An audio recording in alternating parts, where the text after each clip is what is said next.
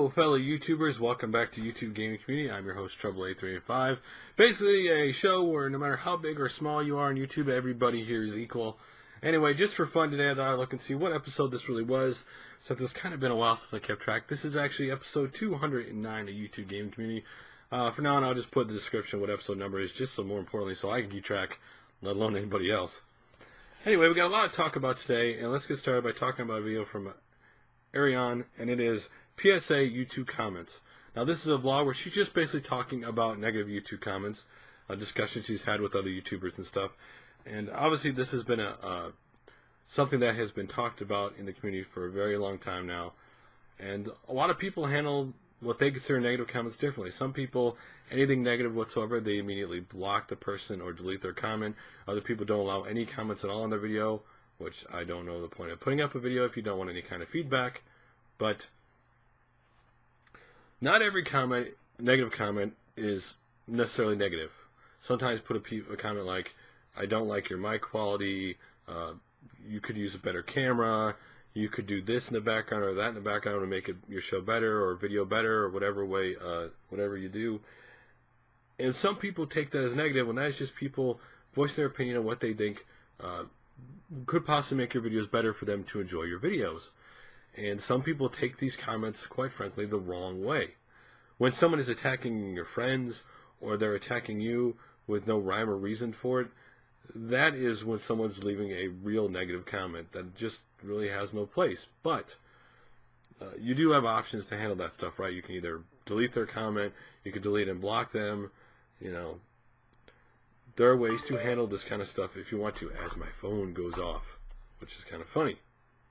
So, she does a great, making, I think, a kind of view on it that most people don't, is how badly this reflects on the people leaving these negative comments as a person. When people see this, they see what kind of a jerk or a person they are. And let's be honest, with the internet, with people not having the rules of ever meeting you or having the position of some kind of repercussion for what they do, sometimes it shows the real nature of these people. That despite, if the rules weren't there, they would be totally jerks to people. They'd be totally, and that aspect of it. And you just have to decide what way you're going to handle it. Personally, I don't let negative comments get to me when they're being something like that. I either have fun with them and, kind of joking back, or I just delete it and don't bother depending on the comment. I mean, that's simply the easiest way to handle it. I'd love to hear your guys' feedback on how you handle negative YouTube comments. Next video we're going to talk about is from NEScapades, and it is his 2014 room tour. So basically he's been collecting for 30 years now, and he has a 10,000 video game collection, which is an amazing feat to have 10,000 video games. I could not imagine having a 10,000 video game collection. I mean, currently I have a little over 1,000 video games. I don't have exact count. I'm trying to do that right now before we actually go on vacation next week, which affecting this show, I'll actually have to have this recorded on Saturday so I can actually have it uploaded on Sunday, because we got to get ready to go on vacation Monday of next week. But anyway, this is also the 10th anniversary of his game room. Some of you may have seen his game room tour, the one he used to have up on his channel before, because it had the infamous NES bench, which was a bench that basically was painted and looked exactly like an NES console. It was really cool. Anyway, check out his game collection in his game room. It's really awesome. The next video we're going to talk about is from Gamester81. It is new unreleased NES game first ever look. Now, he is part of CollectorVision, and until recently, CollectorVision was known for basically making Coleco homebrews for the ColecoVision system. Well, now they're making homebrews for the NES along with other systems, and their first homebrew for the NES is actually Sydney Hunter and the Mayan. I think I should know the last word, but just skip them right now. Anyway, they're making a Sydney Hunter game for the NES homebrew, and they are also making a homebrew Sydney Hunter game for the Dreamcast. So if you want to see early footage of the Sydney Hunter game on the NES, check it out. It is very early footage, but it looks really awesome. And he also discussed details of other systems that work on homebrew games, and he says they currently have 40 homebrew games in development right now. So it's kind of cool, especially for people who only own certain systems and don't want to collect for anything else. This gives them an option of more games, new games to actually play on their old consoles, which has kind of left me torn when it comes to buying games. Do I want to buy games for the new console, or do I want to buy the new games for my old consoles that I love? Anyway, The next video is from AlphaOmegaSin. It is Capcom to be bought out. Now, when a lot of people saw the article about Capcom's situation, a lot of people, because the articles were so brief and really didn't describe a lot, might have took some of it the wrong way. While it is true, Capcom could technically, in a way, be bought out. A lot of companies have what they call poison pills or countermeasures who are in the stock market. And these are put in effect when they feel somebody's trying to do a hostile takeover of the company by basically buying controlling interest of the stock and, eventually getting the shareholders to sell their interest to them. And in this case, their countermeasures have been in effect since 2008. Well, the shareholders just yesterday basically voted to remove those countermeasures, making it possible for somebody to buy a controlling interest in the company. Now, while they may not be able to exactly buy the whole company, if you were to buy a controlling interest of the company, you'd be able to control whether, you basically be able to get exclusives for your console by owning 51% of Capcom's shares, because you'd get to decide where the games go to. So, and of course, a lot of people are doing the good old fanboy thing, which was basically, what if Nintendo were to buy Capcom and that? Now, let's be honest here. Because this is a Japanese company, you are basically talking about a situation where the government would probably only allow Capcom to be sold to another Japanese company. They wouldn't allow someone like Microsoft, for example, to buy it. So, in this case, you're talking the possibility of Nintendo or Sega or Bandai Namco, Square Enix, maybe Konami, maybe Tecmo Koei. Now, do I necessarily think this is going to happen right away? No, it just leaves the possibility and allows gamers to dream of what companies could take it. Who knows what it means in the long run, but it does leave the option open to ultimately Capcom being bought by somebody else. And let's be honest, with the decisions the management of Capcom's made in the last generation, I don't think a lot of people will be arguing that they'd like to see some kind of shake-up inside the actual company itself. So, let's move on to our next video. And it is from Ash 81b for you, Amiga Shooters with Ash number 33 Outlands. So in this video series he basically shows you Amiga games, and this one is Outlanders. Now for me, I never had an Amiga.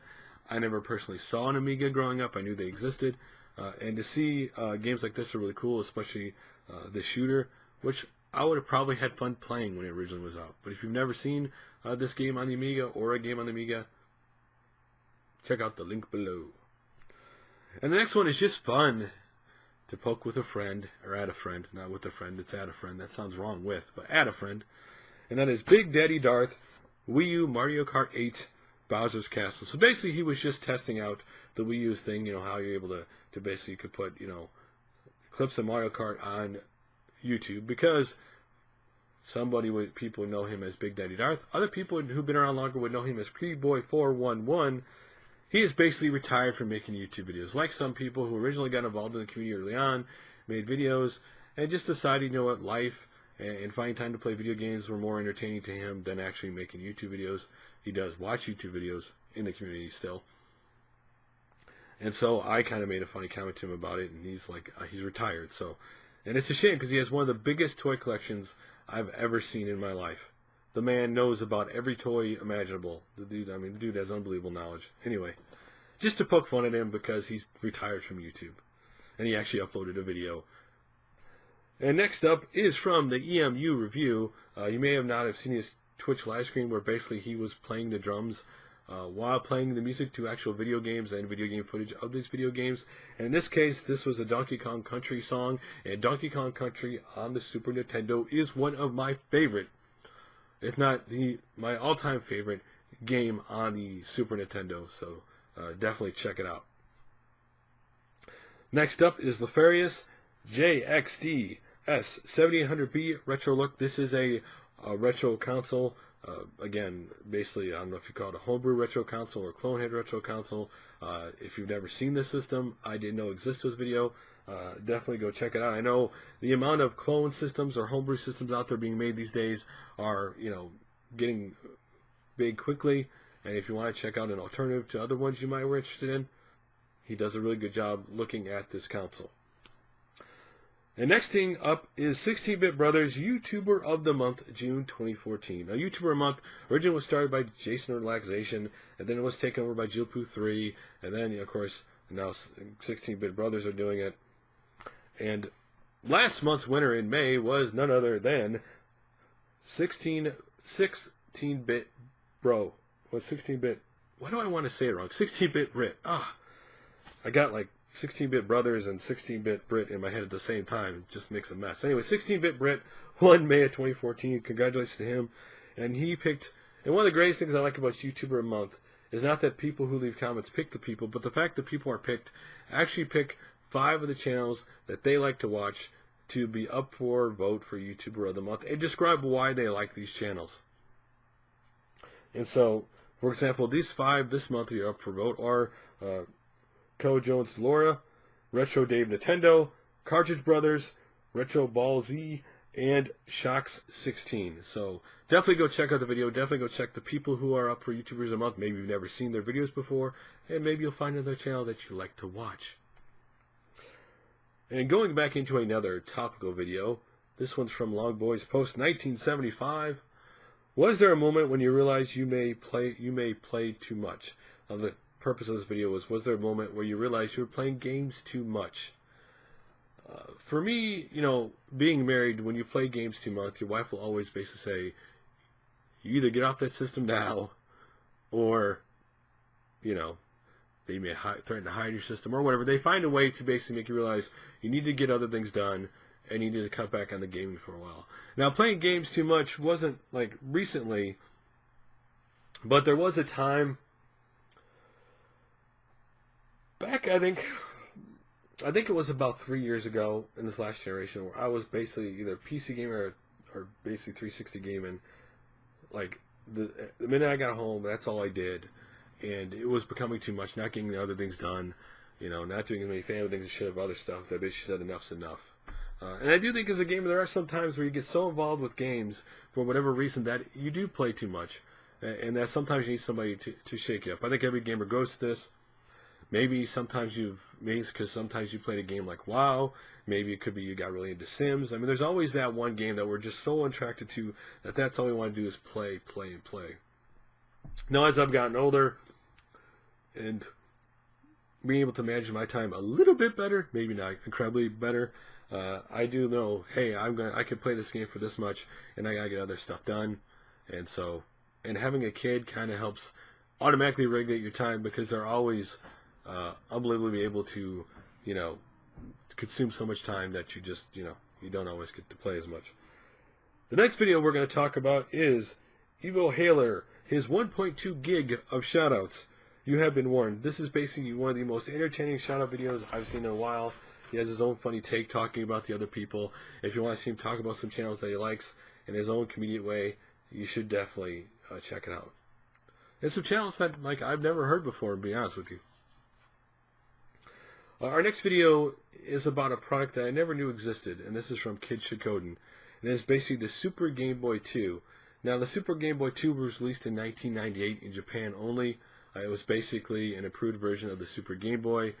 What I mean by improved version was it was taking original Game Boy games, and there could be additional features to the games, or it basically made them in color. Now, this thing did not play color Game Boy games. Kind of a shame in a way, but it came out in 1998, which just, again, he points out in this video, is kind of weird, because that's when the N64 was coming out in full force at that point. But if you've never seen it and want to check it out, definitely a cool thing. Just a really cool thing to see. It's a shame it never came out over here. But the last thing I'm going to leave you for today is a trailer of a movie that you can actually pre-order right now. And that is Video Games The Movie, the official trailer, because you can actually go to the site right now and pre-order this for $12.99. It is a documentary about video games. You know, one of the executive producers is Cliffy B, and most of you would know him from the man who was responsible for Gears of War at Epic Games when he was there. There's a lot of Sean Austin, for example. It will be narrating it, and they have a lot of people involved with gaming, from Nolan Bushwell. A lot of people you know from gaming are going to be involved in this documentary, and it basically covers, you know, beginning of video gaming to modern times, and about the future of video gaming. So if you want to see a documentary of the whole thing, definitely go check it out. The trailer is really awesome. Anyway, guys, thanks for watching YouTube Game Community. Leave your comments below. I know next video I will actually be showing and reading some of those comments. I'm going to actually like put them on the screen, you know, something I've never done before. So it's kind of cool to learn that. Anyway, guys, I will see you Sunday.